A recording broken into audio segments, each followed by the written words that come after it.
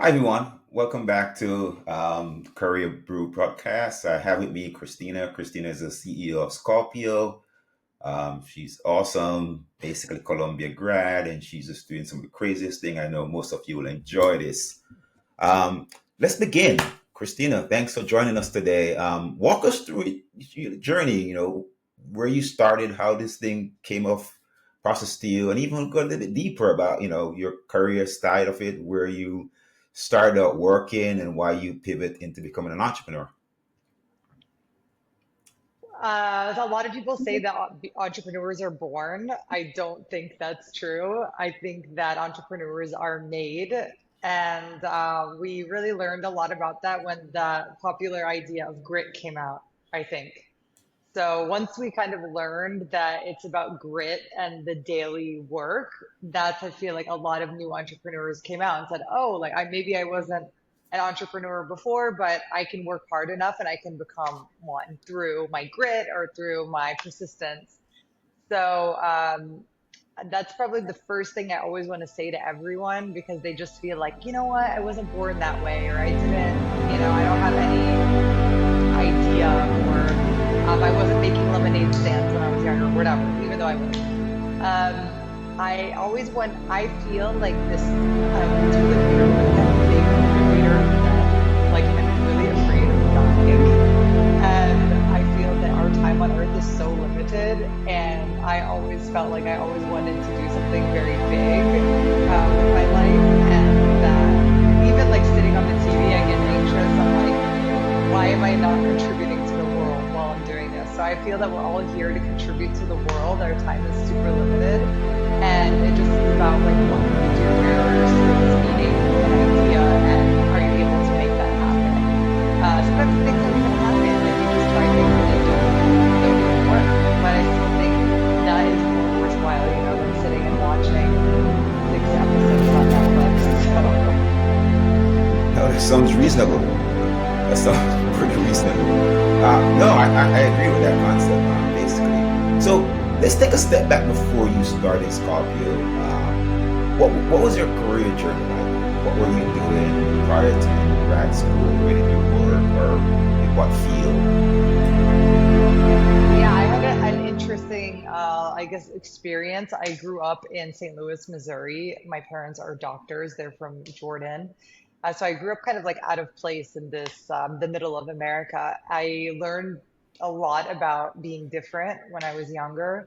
And then I learned a lot about the world problems. Like I was a child of September 11th, where all of a sudden, like you really felt different as an Arab American and super singled out. So I felt like, why should people feel out of place or not feel like they belong? And so I think that was like a very big like pain point for me as I was like, I want to do something that makes people feel like more welcome or together or make the world more understanding of one another. And so I wanted to study politics. So my dream was to go to DC for school. I thought it was so interesting. I went to GW. I studied politics. I worked in Congress. I would shadow the congressmen around and learn about all of these things that were going on. And I kind of realized that there was nothing special about anybody there, whether it was a senator, a congressman, even the president of the United States. I felt like everybody was just doing a job, and I felt a lot of like comfort in the fact that it was just like a role, like they were playing, and it wasn't that they were particularly special. So I felt like, okay, well, if I wanted to, I could become Secretary of State. I could just try and work and go through that path. But I ended up kind of like getting disillusioned with that after I had all of these like experiences and realized like, no, the impact in the world is not in the systems, it's kind of outside of the system. So that's when I discovered technology at grad school at Columbia, where I was still investigating kind of where I'm going to fit into the world, and was disenchanted by going into inside the system, inside the institution. And I wanted to break out and be a part of something in this unbelievable world called technology that I discovered. Awesome. Yeah, that's pretty impressive. Are there any skills that you can, or bunch of skills you can point to that prepared you for doing all of those work, I would say, roles in DC? It's not just DC. I worked at Tribeca Film Festival and I learned about storytelling. I thought that was really interesting. And I still have a very big passion for storytelling and visual change, which is what my company, Scopio, is about. Um, I think my biggest value, I think, is my curiosity. So I'm not afraid to sit and listen. I always, my curiosity always leads me into so many places. Like I just rode in a Waymo car, a driverless car. Most people would be like terrified to do that, and my curiosity led me there, and I was able to see like, wow, like look at this technological advancement. It's really remarkable, and um, kind of like there's Albert Einsteins living amongst us, and we're not even paying attention, and they're creating things like driverless cars. So I think my curiosity, and it doesn't just stay in my industry. My curiosity is for everything. If I'm talking to you, I want to learn about you. I want to learn about your life. I will always take something away from what is around me. And without curiosity, everything kind of gets black and white, I think. Why? Because we're humans, like our existence here is to be social, to learn about each other, to and if we're just trying to make money or we're trying to extract as much value as we can from our job or whatever, I think we're missing all of that curiosity. And then, but that's where the innovation is in the curiosity. Like you learn something about a totally different subject and it really applies to what you're doing. Or how you can be better. And you can't learn about your subject in your subject. You have to learn about it from like totally random sources. And that's how you become good at being an innovator. So you're in this mode where you're continuously learning, you're curious, you like to learn, which is great. Basically, really useful skill to understand. So, what path led you to, okay, I'm going to be an entrepreneur? What motivated you to say, all right, I'm learning technology, I'm in grad school, I see where this is not. I'm going to build this thing called Scorpio. And what motivated you and why? I got so passionate by seeing at the time there were these protest photos from Egypt from the Arab Spring and then Venezuela and Wall Street, Occupy Wall Street. And I saw these pictures and I was like, wow, these people are literally getting arrested and like all these things are happening and somebody's taking a picture of them. They're putting it on social media. I was like, I want to collect them. I want to save them. I want the right people to see them. Uh, I thought social media was kind of silly, but I felt like there was this gold that was there and everybody was just walking past it. So I discovered, like, I met these engineers and then I learned about this thing called AI and how you could curate these images. We curated 60 million through the APIs and developed this crawler. And today everybody knows about AI, but at the time I didn't. I was 25 years old. And I sat there and they're like, all you have to do is code these things and build this. And then I had these amazing people around me that was like, this girl is crazy, but let's just help her because she really wants to do this. And so I sat with them and became a part of the culture of like the lab and engineering and I like got all of this nice just free help basically at the time from like PhDs and all these amazing people. So I think it was just the fact that I was willing to stay longer than everyone else and really learn. Um, and as I said, I really think technology is disruptive. It's bringing the whole world together. I mean, as I mentioned, when I was a little girl growing up in Missouri, I didn't realize I could, in 1 hour, go on social media and see the whole entire world and learn about Argentina to Nigeria to South Africa, to learn about all the events around the world. It's our whole minds are changing from that. And I think there's a lot of good in it. But there has to be leaders like me that actually care about it because there are a lot of business leaders that aren't even thinking about it. For example, this year we figured out that we can cure cancer, that maybe we can talk to animals, that we can solve the environmental problem. Nobody needs to be hungry in the whole world.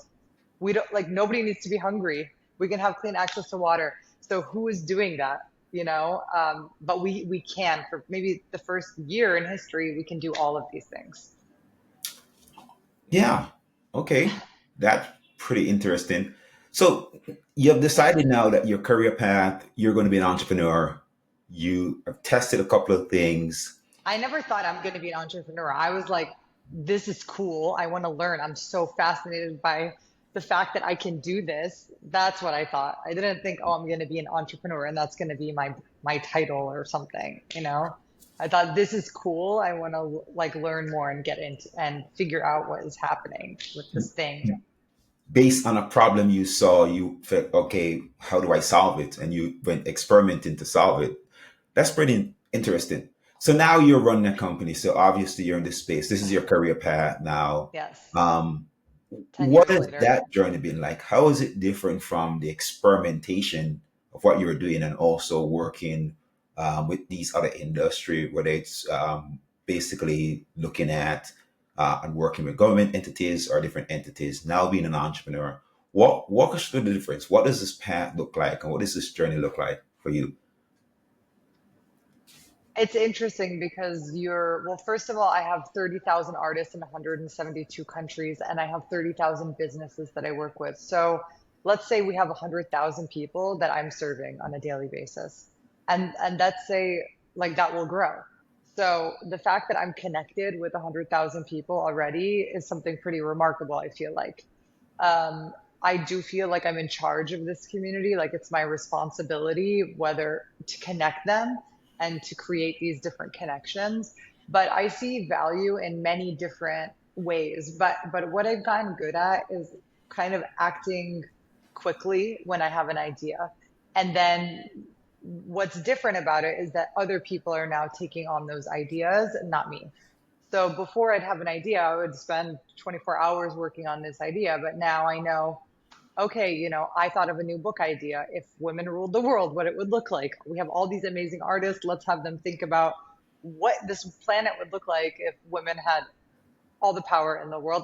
And everyone meant like everyone has their ideas. Like maybe we wouldn't have skyscrapers, just to open up the mind. I have one of the best writers.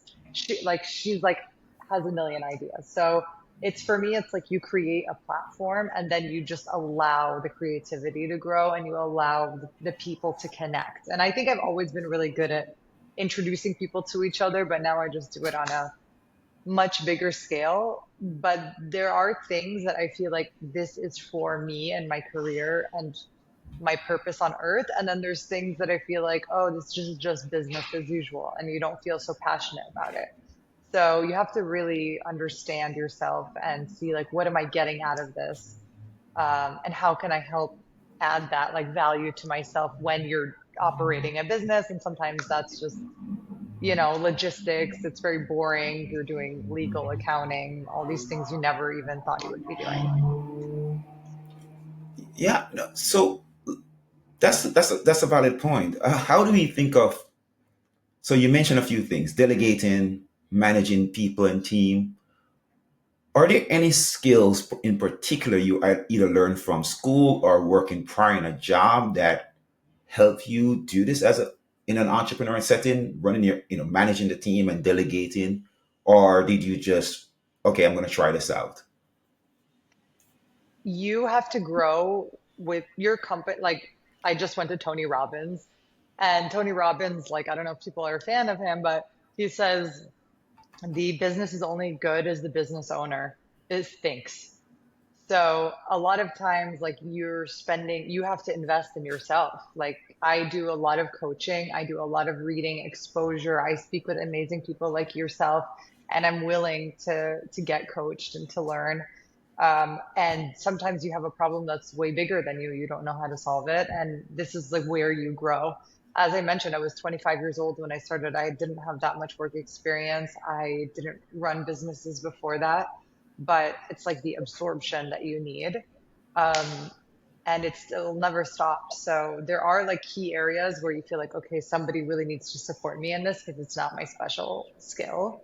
But there's other areas you grow beyond your imagination. You never thought you could know that much, and handle like learning and all of that. But there is something that I would recommend, which is I have this like I had when I first started, I joined the board of like one of the photo industry. So I kind of like shadowed, I listened, I met all the right people, and I put myself in a leadership position so I could grow into that. Like so I positioned myself where I could have hidden behind the scenes. I didn't.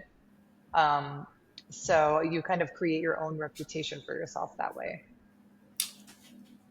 That is awesome. Let's take a step back a little bit because you mentioned some critical points right here. One, you find a mentor slash sponsor just by getting on a board, so that's basically that's networking.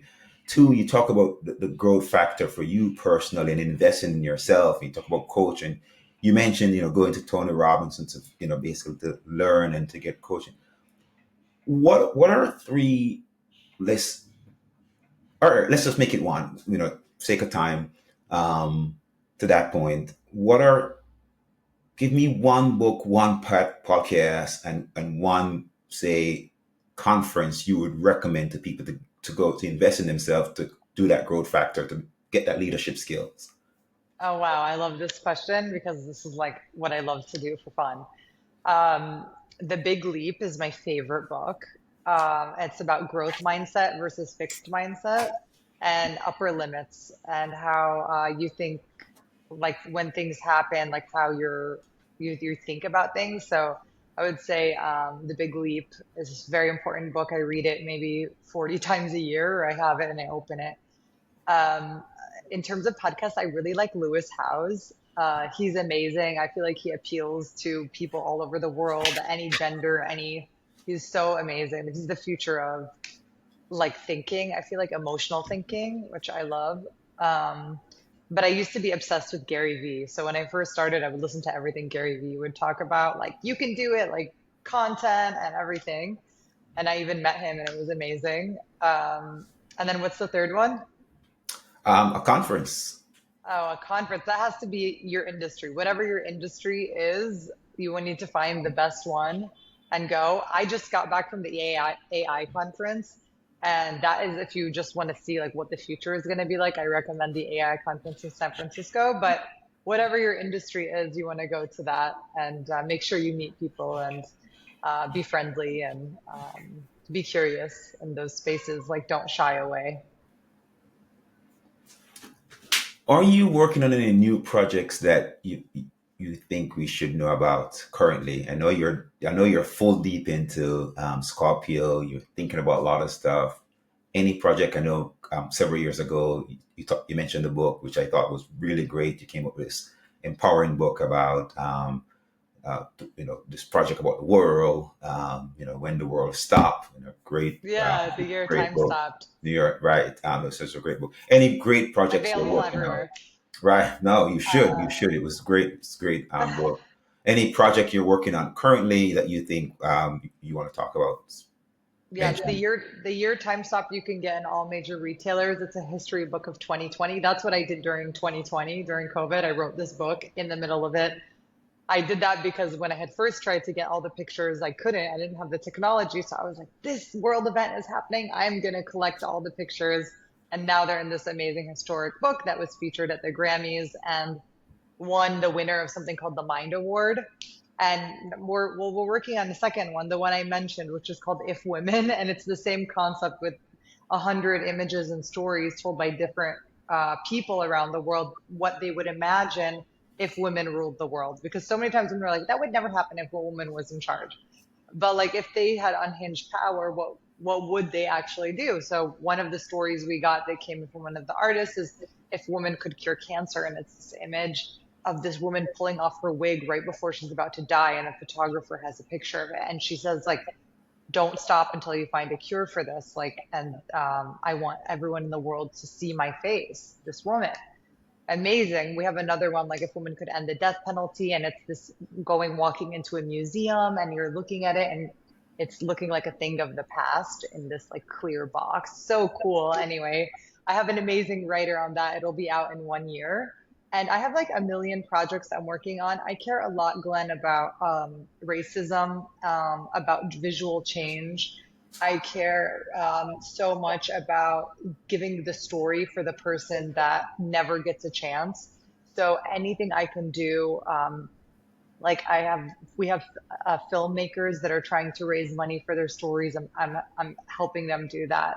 And I really want Scopio to be this ecosystem where we're able to give these artists a platform and connect them with the right person. I think living in New York, living in LA, having access to all of this is something very special for all these people that maybe never would get into that door. So I think a lot about that. I work and I want to invest my energy more into like visual understanding, like knowing what is actually happening in the world and like educating the world and seeing if we can come closer together. That's my world peace like idea.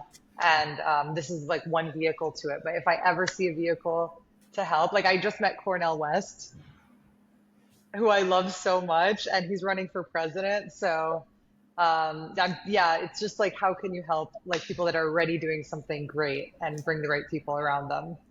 Right. No, no, that's true. That's awesome. That's awesome. So on towards that question again, just to like extend that question a bit. Here you are, you're a founder, you're a leader of a tech startup, fit into the world. I can't really share your pain. But what is it like to be a female founder slash female executive in a world where it seems like it's dominated more on the male side and less funding is going to female? What do you take from that, and what are some of the things you do to mitigate it? We're about 2 minutes just to keep you on track. I know you have to go to a meeting at one, so yeah, this is a tough question to answer in 2 minutes, but give it a shot. I think about it all the time though, so I know the answer. Barbara Corcoran says like, yes, that's true, but I can't be a victim. So I will never lose. I will never feel like, okay, I'm the victim of this. I'm always gonna like have the most agency I can in the space. But again, I have put out a challenge. Like one of my investors is Lightspeed, and I have put a challenge out for Lightspeed and Dries and Sequoia. Why don't you do a 10% pledge? Like there's been 2% funding for female founders for how many years, and nobody has changed anything. Great that there's all these women VCs. They're like 9% of check writers. Their funds are so small. And then people just like funnel women into these like tiny funds and expect them to like get somewhere from that. No, you need to go to the best. You need to have like that opportunity. And so I don't like the fact that that's kind of like they're like, oh, you should just go to a women fund. Like, why would you want to do that? Like, we should be reaching equality. We shouldn't be doing like segregation. And even then, their budgets are too small. Like, their funds are still too small. So it really annoys me that something we could solve like within a year through like pledges hasn't happened yet. It really just takes one or two visionaries, maybe like the head of Sequoia's daughter is like, Dad, like, when are you going to just make an allocated percentage? And there's no shortage of good ideas out there. Warren Buffett said, I'm only competing with 50% of society, and that's why I'm successful. So we still have 50% of society who has ideas that are not getting funded. I mean, like, they are even, I mean, this is very like thought provoking, but they even discovered that women's periods could solve the blood shortage in the world. Like you would know if you're sick every month you should be detecting like whether or not you're sick. You know how many people I know a girl, she's 35, she has stage 3 cancer. Like her period could have told her 5 years ago that answer. So there's just like if women are not sitting there like not building these businesses, then we're not thinking of half of the ideas on the planet.